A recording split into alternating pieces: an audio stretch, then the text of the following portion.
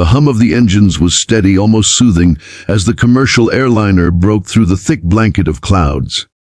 Passengers reclined in their seats, some scrolling through their phones, others flipping through magazines, or simply watching the horizon stretch into endless blue. To most on board, it was just another flight. But for the man sitting quietly in seat 42A, staring absently out the window, this was not just another journey. It was a return and a reminder. He was a single dad now. His world revolved around a 10-year-old daughter waiting for him at home. Her drawings still tucked into his carry, on her laughter echoing in his memory. Life had taught him to carry on, to be both father and mother, to keep smiling for her even when his nights were heavy with silence. He was just a passenger here, nothing more. Or so he thought. But fate had a way of unraveling the ordinary. Before I take you deeper into this story, pause for a moment. If you feel the pull of these words, if you believe stories like this matter, stories of courage, sacrifice, and love, then please like this video, comment below your thoughts, and subscribe to Whispers of Keenness, so more hearts can be touched by stories that rarely get told. Now, let's continue. The captain's voice crackled over the intercom, cheerful and calm. Ladies and gentlemen, this is your captain speaking. We'll be cruising at 37,000 feet.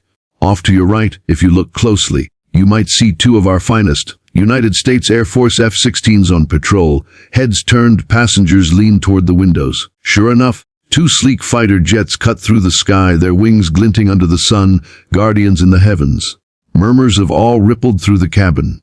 Someone muttered, "Man, those guys are heroes." But seat 42A didn't move. The man simply kept looking, his face unreadable. A flicker of something deep stirred behind his eyes. Recognition? Maybe even pain. He clenched his jaw, then shifted his gaze back to the clouds. Then it happened. The intercom buzzed again, only this time not from the captain. It was faint at first, a transmission from the cockpit. The passengers couldn't understand much, just static and clipped words. But the man in seat 42A stiffened. He knew that rhythm of speech. Those codes, those calls. And then, clear as the sun cutting through clouds, one of the pilots said, confirm visual. Oh wait, did you say his name was on the manifest? What's his call sign? Silence. A beat. Then Iron Eagle. The fighter jets snapped into formation, wings tilting in unison like a sharp salute. The passengers gasped as the F-16s pulled closer, closer than anyone expected, through the windows. One pilot raised a gloved hand to his helmet, saluting. Not to the plane, not to the crew, but to seat 42A. The cabin buzzed with whispers. People turned to look at the man who had suddenly become the center of everything. But he sat frozen, eyes wide, his heart racing as the weight of old memories flooded back. Iron Eagle. That was his call sign once, long before he was just a father juggling school lunches and bedtime stories. Long before he buried his wife and promised his daughter he would never let her feel alone. That name belonged to another life. A life of steel wings, roaring engines, and missions that no one outside the circle would ever know. He swallowed hard, blinking fast, trying to steady himself. But the salute from those young pilots broke through the walls he had built over the years. They knew who he was. They remembered. And suddenly, he wasn't invisible anymore. The man's name was Daniel Ross. He had enlisted fresh out of high school, driven by a love for the sky and a hunger to protect the country he called home. Flying had been his world, his heartbeat. He was good at it. Too good, some said. Call sign Iron Eagle was whispered with respect across bases, spoken of in mess halls, in locker rooms, in the voices of rookies who dreamed of being like him someday. But then came the mission. The one no one wanted to talk about. The one that cost him not just his career, but nearly his life. They were outnumbered, ambushed. He had led his wing through fire, pulling off maneuvers that should have been impossible, saving lives. But the price was high.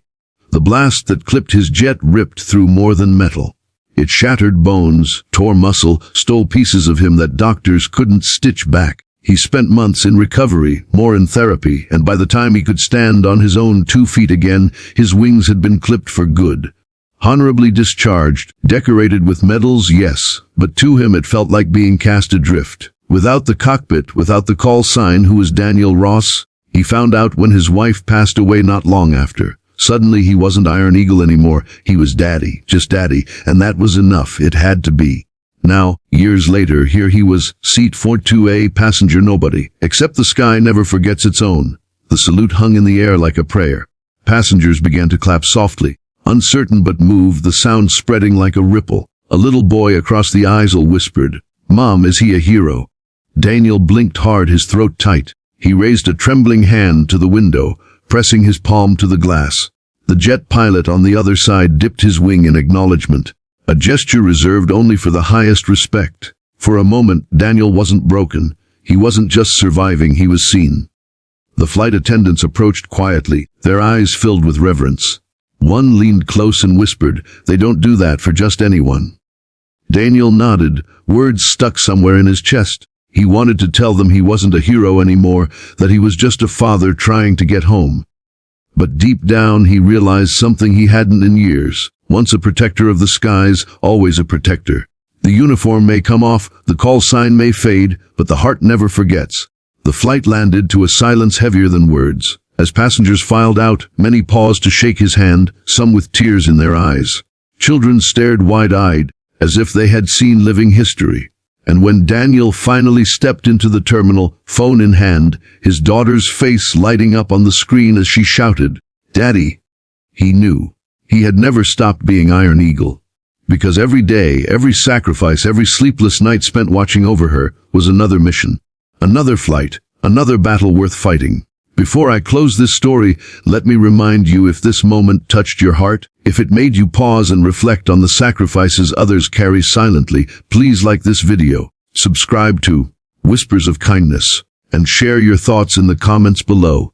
It helps spread stories that matter, and it keeps the memory of silent heroes alive. And so, the single dad who thought he was just another passenger walked out of that airport taller, steadier, carrying not just the weight of his past but the strength of his legacy.